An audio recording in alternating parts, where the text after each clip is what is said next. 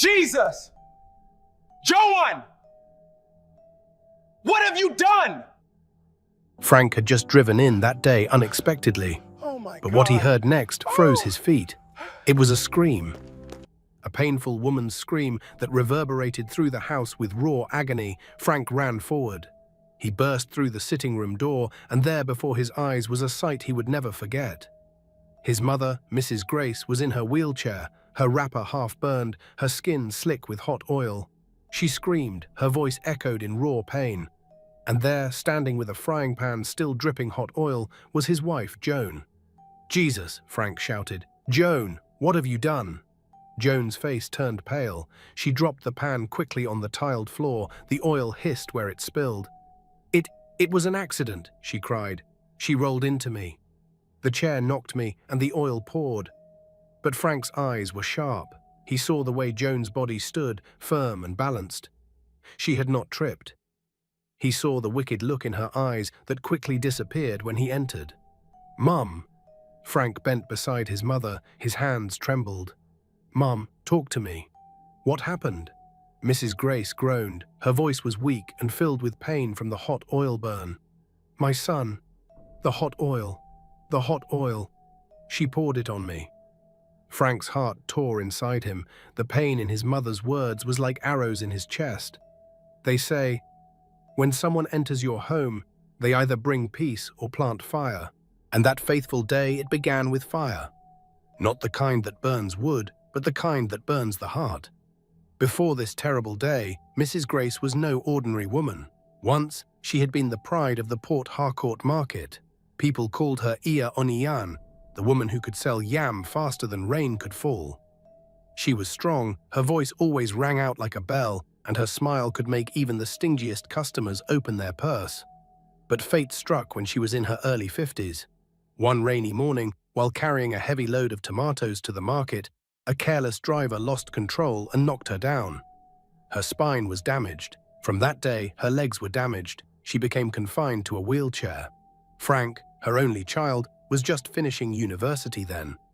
He cried like a baby when he saw his once powerful mother laid helpless. On that hospital bed, he had held her hand and promised, "Mum, don't cry. You carried me when I was helpless. Now it is my turn. I will never leave you to suffer alone. Everything I become in this life, I will share it with you."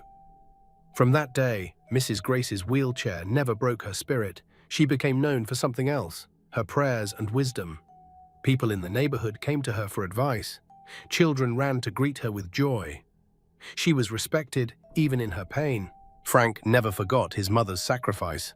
As a boy, he had seen her wake at 4 a.m., tie wrapper, and push wheelbarrows to the market just so he could attend good schools. When his father died early, Mrs. Grace had carried both roles of a mother and father on her back. Life was not easy, but Frank worked hard. He studied engineering, then ventured into the oil and gas business in Port Harcourt.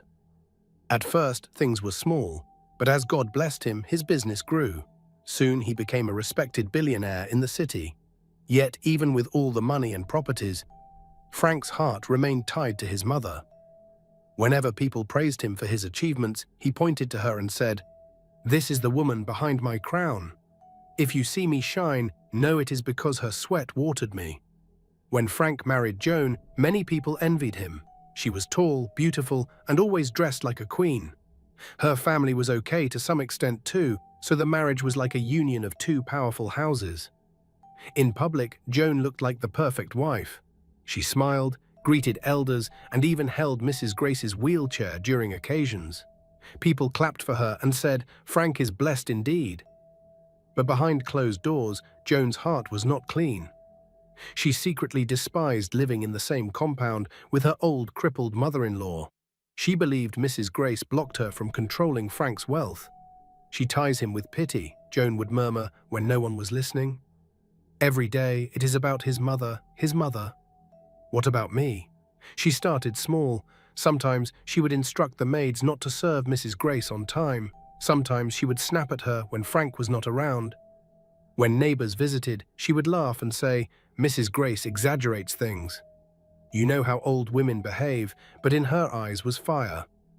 One day, Joan told one of her friends about Frank's mother and the way Frank treated her with so much care and her envy towards it. Her friend told her, "Then deal with the old witch." "Deal with her?" Joan asked. Her voice was low and trembling with a mix of fear and excitement. "How should I do that?" The friend leaned closer. Her eyes were full of wickedness. "Look for what she loves to eat. Learn her favorite dish, prepare it for her, and pretend you want to serve her. But when she's not expecting, pour her hot oil. Let her feel pain, the kind of pain that even her son will feel too. Let him watch." Helpless Joan's eyes widened, her mind raced with the possibilities. Her lips curled into a wicked smile. "Yes, that is it," she muttered under her breath. "I'll make her feel cruel pain, the pain that no words can describe." She leaned back, imagining the scene in her mind, how Mrs. Grace's soft hands would move helplessly, her screams echoing through the house, Frank's face twisting with horror and fury. The thought made Joan's chest tighten with a strange excitement. She seemed to feel power over the woman who had always seemed untouchable, and over the son who worshipped her. She would be the one in control, even if only for a few seconds. Her friend laughed quietly at the picture of Joan's wicked imagination. "Careful, my dear," she said. "Make sure you look calm, gentle, and even loving. That's how the plan works. If anyone suspects, it will fail." Joan nodded slowly. The seed of her plan took root deep inside her heart. "I will serve her, and the oil will tell my story. Let everyone see who I am," she whispered. Her mind went silent for a moment as she imagined herself stepping over the line that no one dared cross before. From that day, Joan's patience for waiting ended. Her desire for control and jealousy burned hotter than any oil she would pour. Mrs. Grace, being deeply spiritual, noticed. She once told Frank in a quiet voice, "Son, Joan's eyes are too restless." A woman who has no patience for the old will not endure. The young Frank dismissed it then, thinking it was just suspicion. He loved his wife too much to believe in evil, but mothers see what sons do not. Mrs. Grace loved fried plantain. It was one of the few meals that gave her joy, reminding her of days in the market when she sold dodo by the roadside. That day, Joan had told the maid she would handle the frying herself. "Go to the supermarket at the junction and collect the groceries I've already paid for," she ordered, smiling sweetly. The maid left. Alone in the kitchen, Joan heated the oil until it bubbled. Her eyes were hard as stone. She fried some plantain slices, but her real plan was not to serve food. Then she carried the pan of hot oil with both hands and walked into the sitting room. The elderly woman, Mrs. Grace, was there in her wheelchair, wrapper tied neatly, watching TV. She turned her head with a smile when Joan entered. "My daughter, you brought me food," Mrs. Grace said warmly. But Joan's lips pressed tight. She stepped closer. Then, pretending to trip, she bent the pan. The oil poured, hot and unforgiving, splashing Mrs. Grace's chest and lap. "Ah!" Mrs. Grace's scream tore the air. Her hands shook, her voice loud, her pain raw. That was the sound Frank heard as he entered the compound. He ran in, and the scene froze him, his mother burning, and his wife was holding the dripping pan. "Mom!" Frank cried, holding her, his body trembled. This moment her skin was burning intensely, and the smell of hot oil filled the room. Joan stepped back, her hands shook, but her eyes were cold. "It was an accident, Frank." She rolled her chair into me. "The oil slipped. I didn't mean it," she explained, but Frank had seen the truth. He had seen the balance in her step, the calm way she held the pan. His mother's voice, weak but steady, confirmed it. "She poured it. My son, she poured it." Frank's head spun, his heart pounded. He looked at Joan again, and suddenly her beauty melted away. All he saw was a serpent. "Joan," he muttered, his voice sounding like thunder before rain. "You poured hot oil on my mother," Joan stammered. Her voice rose. "No, you don't understand. She is always, she—" Frank raised a hand. "Shut up." Tears rolled down his face as he turned to Mrs. Grace. He held her hand gently, afraid to touch her wounds. "Mum, I am here. I will not leave you. Even if the world ends, I will not leave you," he whispered. Mrs. Grace's breathing was heavy, but her eyes were full of faith. "I know, my son. I know," she whispered in the pain. Frank's rage burned inside him like fire. His hands shook as he lifted his mother gently from the wheelchair. The smell of hot oil was still strong in the air. Mrs. Grace's wrapper clung to her skin, burned in patches. She groaned in agony. Her head rested on Frank's shoulder. "My goodness," Frank muttered. His voice broke. His tears wet his mother's forehead. "Who did I marry? What kind of devil is this?" He turned his head slowly toward Joan. His eyes were red, his jaw clenched so hard, a vein popped on his neck. "Joan," he said again. His voice was low but deadly. Joan stumbled back a little, pressing her palms together. "Frank, listen to me. Please, I swear I didn't mean it. I was carrying the pan, and she rolled suddenly into me." "Keep quiet," Frank roared again. His voice thundered through the house. The maids, hearing the noise, ran in from outside. One dropped the bag of groceries she had gone to collect. Their eyes widened at the scene, the steaming oil on the floor. Mrs. Grace screaming in pain in Frank's arms, and Joan trembling. "Sir," one maid cried, "what happened? Blood of Jesus." Frank didn't answer. He laid Mrs. Grace carefully on the sofa. Then he stood up. His fists tightened, his chest rose and fell like a man ready to fight. He looked at Joan again, and something inside him snapped.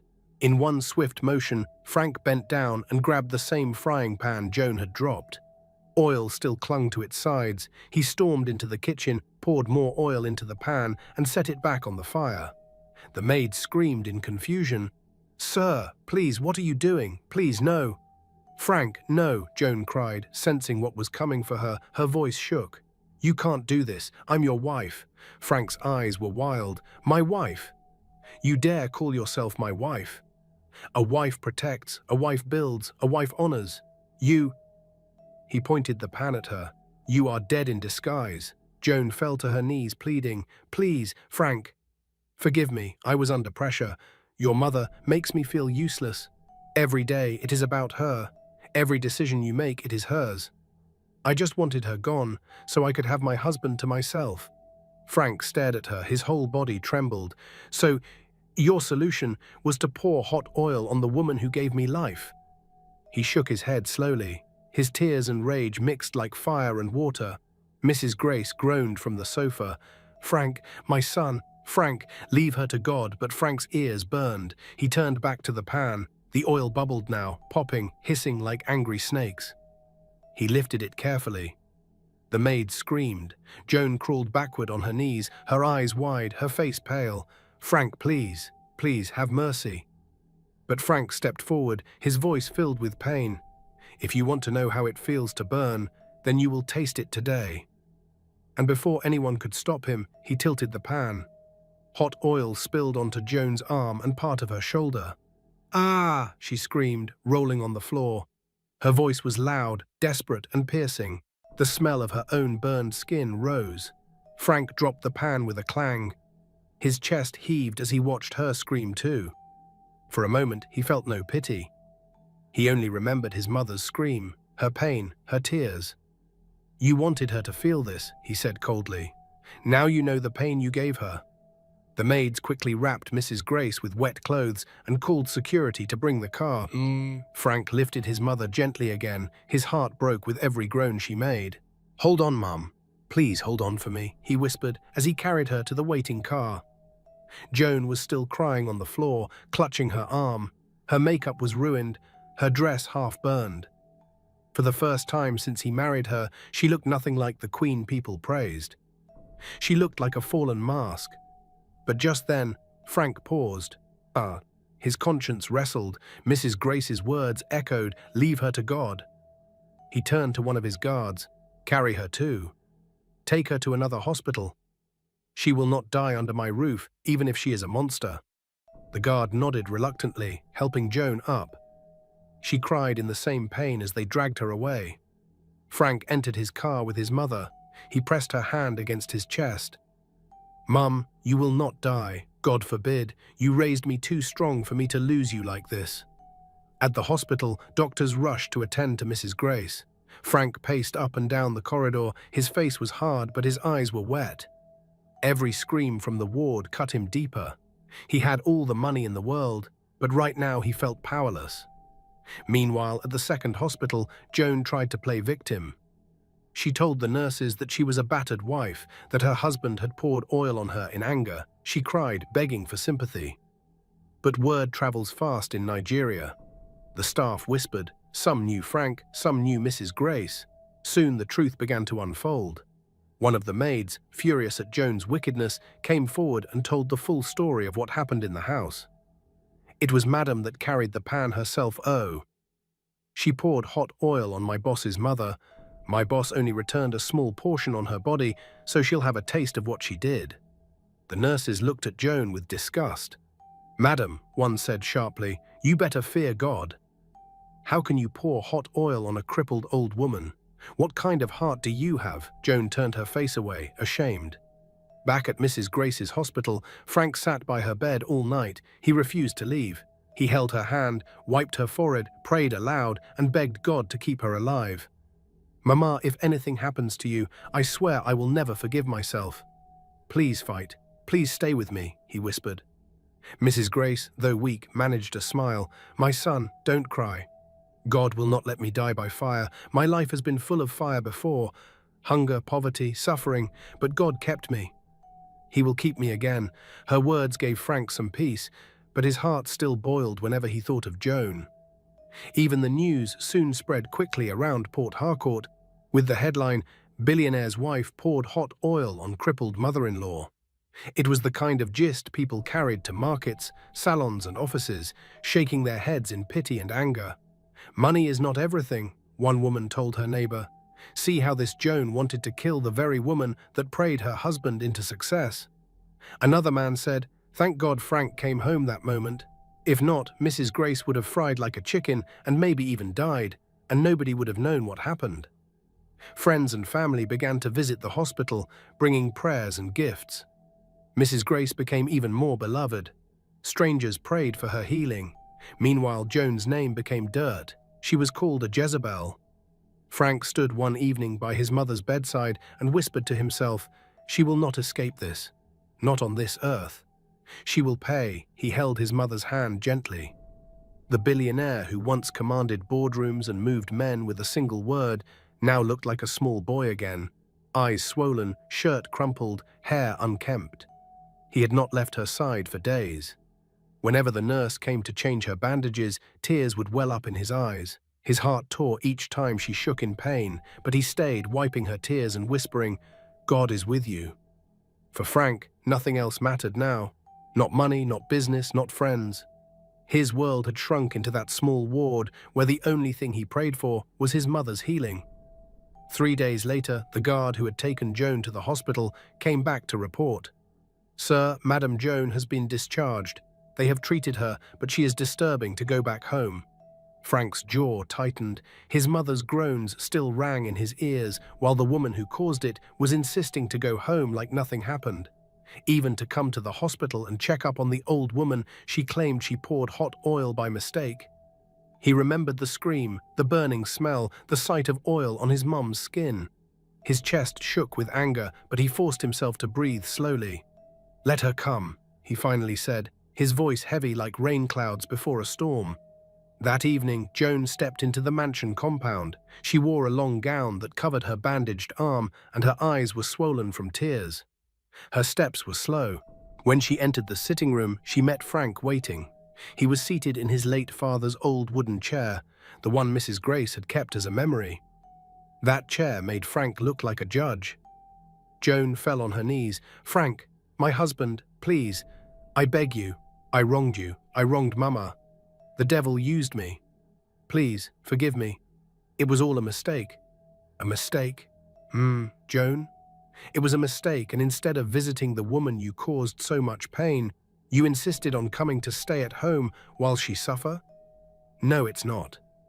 You did it deliberately, and you'll do it again. Frank's face was hard and unreadable now. He stood slowly, walked toward her, then past her. His voice was low but sharp. Pack your things. Joan gasped. Frank, no, don't say that. You are my husband. Remember our vows, remember our love. Please don't throw me out. Frank turned, his eyes blazed. What love? A woman who can pour hot oil on my mother has no love in her. Mama carried me for 9 months, fed me with tears and sweat, raised me alone after my father died, and suffered crippled legs just to send me to school. And you tried to burn her alive. And you dare to say love? Joan crawled forward, clinging to his leg. Please, Frank, just one more chance. I will change. I will treat Mama like my own mother. I will serve her, I swear. But Frank pulled his leg away. His face was like stone. You had your chance the day you entered this house. You could have been a daughter to her. Instead, you chose to be a snake. You think I don't know the type of friends you keep? Now they've destroyed you. From today, you will never step into this house again. He called the guards. Pack her belongings.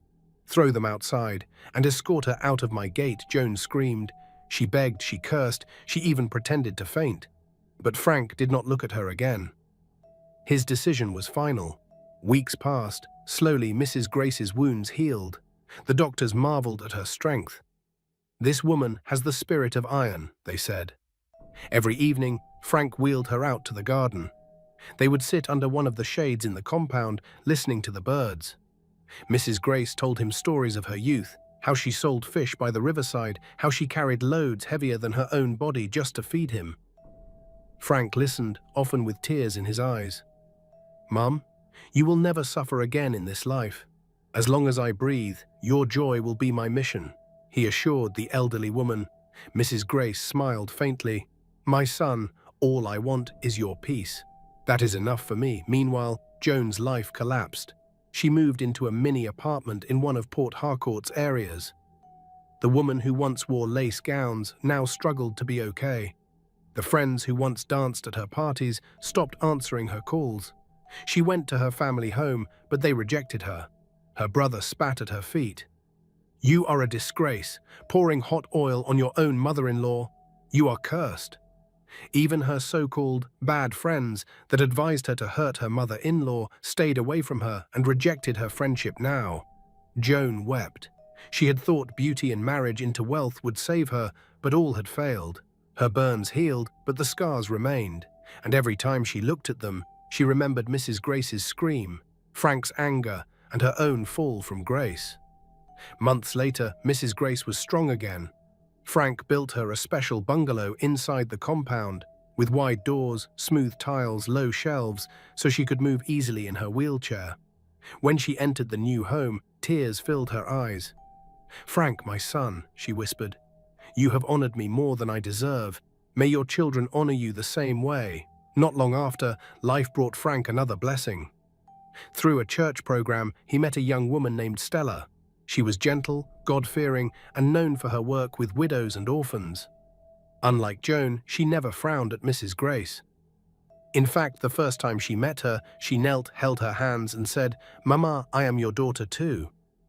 Mama Grace's face lit up with joy. For the first time in years, Frank saw true peace on his mother's face. Months later, Frank and Stella were married quietly. No loud parties, no noise, just family and close friends. Stella moved into the mansion, not as a queen seeking control, but as a wife and daughter who respected the crown of an old mother. The mansion, once filled with pain and betrayal, became a home of laughter again. Mrs. Grace often smiled when she heard Stella singing in the kitchen or gently rubbing her feet. Years passed. Mrs. Grace lived to see her grandchildren running around the mansion, calling her Mama. She laughed again, not with bitterness, but with the sweet relief that her prayers had been answered. As for Joan, she faded into the shadows of Port Harcourt, cursed wherever her name was mentioned. Even her so-called bad friends, who had advised her to hurt her mother-in-law, stayed away from her, rejecting her friendship everywhere. She had listened to whispers of envy and malice, and now she tasted the bitter fruit of her choices. Her wealth, beauty, and power could not protect her from the consequences of her cruelty. She had been warned, but she chose to follow bad counsel, and it led her to shame, isolation, and emptiness. Mrs. Grace's name, however, remained honored in the family, in the church, and in the community. People who heard the story ended it with proverbs. He who plots fire for another will burn in his own flame. A wife who cannot respect her husband's mother is digging her own grave. Those who lead you to harm others may be the ones who abandon you when you fall. And Frank himself often told his children, "Wealth can buy houses, but only respect and love can make a home." Listen to wisdom, not envy. A heart guided by malice will always meet its match. Lovely viewers, what do you think of Frank's decision? Do you think Frank was right to pour Joan the oil to feel the pain his mother felt? Do you think he did the right thing by taking Joan to the hospital after what she did? Was he right to throw Joan out after what she did to Mrs. Grace? Do you also believe a wife who cannot respect her husband's mother can never make a good wife? Share your thoughts in the comments, and don't forget to like, share, and subscribe to Roots of the African Tales, because every story carries a lesson that may save another family. You can also comment where you're watching from.